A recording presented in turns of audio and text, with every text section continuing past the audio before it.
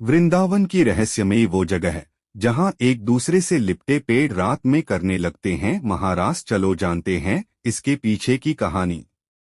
वृंदावन का निधिवन वह स्थान है जहाँ भगवान श्री कृष्ण ने 16,108 गोपियों के साथ महारास किया था। कहा जाता है कि आज भी स्वयं भगवान श्री कृष्ण राधा सहित गोपियों के साथ महारास करते हैं। इसी स्थान पर महारास, जो भी इस महारास को देख लेता है वह जीवित नहीं रहता, किसी को कुछ भी बताने के काबिल नहीं होता है।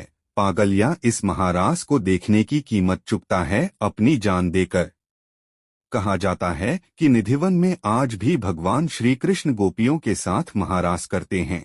महारास का वर्णन कई वेदों और पुराणों में देखने को मिलता है। इसका प्रमाण यह भी माना जाता है कि निधिवन में बने भगवान के रंगमहल में राधा जी के श्रृंगार के लिए रात्रि में रखे गए श्रृंगार के वस्तुएं सुबह रंग महल खोलने पर देखते हैं तो रखा गया श्रृंगार के सामान इस्तेमाल मिलता है। शयन शैया की चादर ऐसी लगती है जैसे कोई इस पर आकर आराम करके गया हो, और पीने के लिए रखा हुआ पानी लोटे में कम या बिल्कुल नहीं मिलता है। रंगमहल वही स्थान है जहां भगवान महारस के बाद अपनी थकान मिटने के लिए राधा रानी के साथ आराम किया करते थे। निधिवन में जितने भी पेड़ हैं वे एक दूसरे से इस तरह लिपटे हुए हैं मानो एक दूसरे को परस्पर अपनी बाहों में लिए हुए हो। कहा जाता है कि रात्रि में यही पेड़ कृष्ण और गोपियों का रूप धारण करते हैं और महारास करते हैं।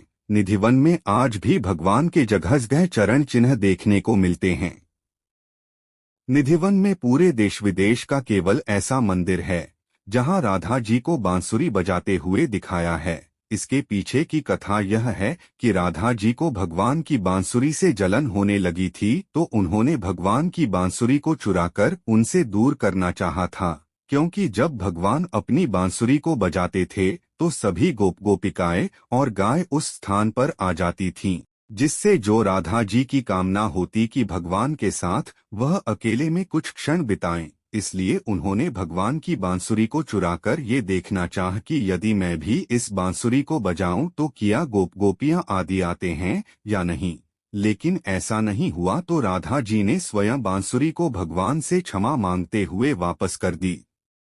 भगवान श्री कृष्ण रात्रि के समय आकर महारास करते हैं। यहाँ भक्तों द्वारा इस वन में स्वयं साफ सफाई करते हैं, झाड़ू लगाते हैं। भक्तों का मानना है कि जब रात्रि में भगवान यहाँ आकर महारास करें तो उनके पैरों में कहीं कांटे या कंकड़ न लग जाएं, इसलिए इस वन की सफाई करते हैं। इस महारास को अभी तक किसी ने नहीं देखा है, और यदि किसी ने देखने की कोशिश की तो वह इस काबिल नहीं रहा कि वह किसी को इसके बारे में बता सके।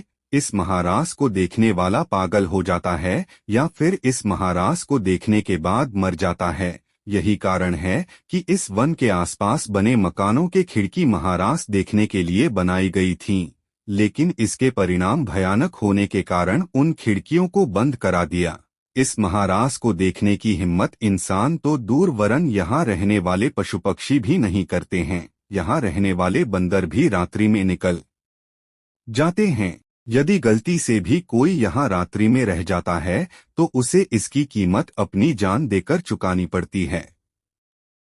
भले ही भगवान श्री कृष्ण ने द्वापर में यहाँ महारास किया हो, लेकिन भक्तों का मानना है कि आज भी यहाँ आकर भगवान महारास करते हैं। यही कारण है कि देश विदेश से भक्त यहाँ आकर भगवान की लीलाओं का आनंद लेते हैं और भगवान की भक्ति में झूमकर नाचते गाते हैं।